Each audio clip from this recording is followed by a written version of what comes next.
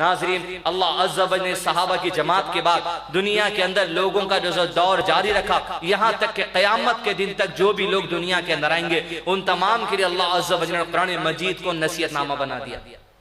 اب انسانیت کے پیدا کرنے کا مقصد، صحابہ کے پیدا کرنے کا مقصد، نبی صلی اللہ علیہ وسلم کے پیدا کرنے کا مقصد، یہاں تک کہ آدم علیہ السلام تک کے انسانوں کو پیدا کرنے کا بنیادی مقصد اللہ عز و جل قرآن مجید میں ارشاد فرماتے ہیں وَمَا خَلَقْتُ الْجِنَّ وَالْإِنسَ إِلَّا لِيَعْبُدُونَ، ہم نے جنات اور انسان کو محض پیدا کیا ہماری عبادت کے لیے۔ بے شک اللہ عز و جل نے مجھ کو اور آپ کو عبادت کے لیے پیدا کیا ہے۔ یہاں بیٹھنا عبادت ہے، گھر جا کر کھانا عبادت ہے، زندگی کے تمام تر معاملات اللہ عز و جل کے جو کچھ ہم کریں گے یہ سب عبادت میں شمار ہوں گے۔ علماء کرام نے ان عبادتوں کو دو اقسام میں بانٹ دیا۔ سب سے پہلی عبادت عبادت محضہ قرار دی گئی، یعنی وہ عبادت جس کا حکم اللہ کے نبی صلی اللہ علیہ وسلم کے ذریعے بتا دیا گیا۔ نماز پڑھنے کا طریقہ ہے، زکوٰۃ دینے کا طریقہ ہے، حج کرنے کا طریقہ ہے، عمرہ کرنے کا طریقہ ہے، دعا کرنے کا طریقہ ہے۔ دوسری وہ عبادت ہے زندگی کے وہ تمام تر معاملات جو ہم کلچر کے طور پر کرتے ہیں، جیسے عید کے موقع پر شیر خرما بنانا، یہ ہمارا کلچر ہے۔ دوسری وہ معاملات جو ہم عادت کے طور پر کرتے ہیں، یعنی کھچڑی کھٹا بنانا، یہ ہماری عادت ہے۔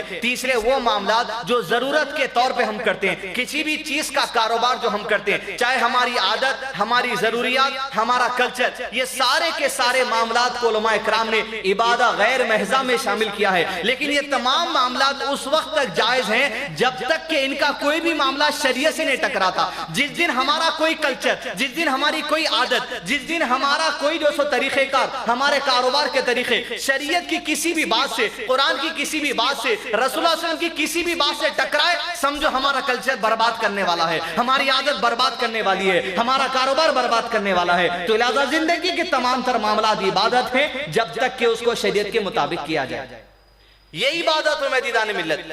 ڈھیر ساری عبادتیں اللہ عز و جل نے مجھ کو اور آپ کو دی تاکہ اللہ عز و جل سے میرے اور آپ کا رشتہ قریب ہو جائے اور دنیا اور آخرت میں کامیابی حاصل کرنے کا سامان میں اور آپ جمع کرے، جس میں صلاح کی عبادت ہے، حج کی عبادت ہے، عمرہ کی عبادت ہے، زکوٰۃ کی عبادت ہے، قربانی کی عبادت ہے، طرح طرح کی عبادت ہیں۔ انہی عبادتوں میں ایک عبادت اللہ عز و جل نے نبی صلی اللہ علیہ وسلم کو خاص سکھائی، جو آج کا ہمارے جمعے کے خطبے کا عنوان ہے ذکر الہی، اللہ عز و جل کا ذکر۔ عام طور پہ جیسے ہی آپ ذکر الہی جو سو آپ کے ذہن میں بات آتی ہے یا کانوں میں بات پڑتی ہے، ہمارے ذہنوں میں شاید وہ تصور آتا ہے کہ لائٹ بند کر کر، منڈی ہلا کر یا کچھ جھوم جھٹکے مار کر اللہ عز و جل کا ذکر زور زور سے کیا جائے، ہو نام سے کیا جائے، الا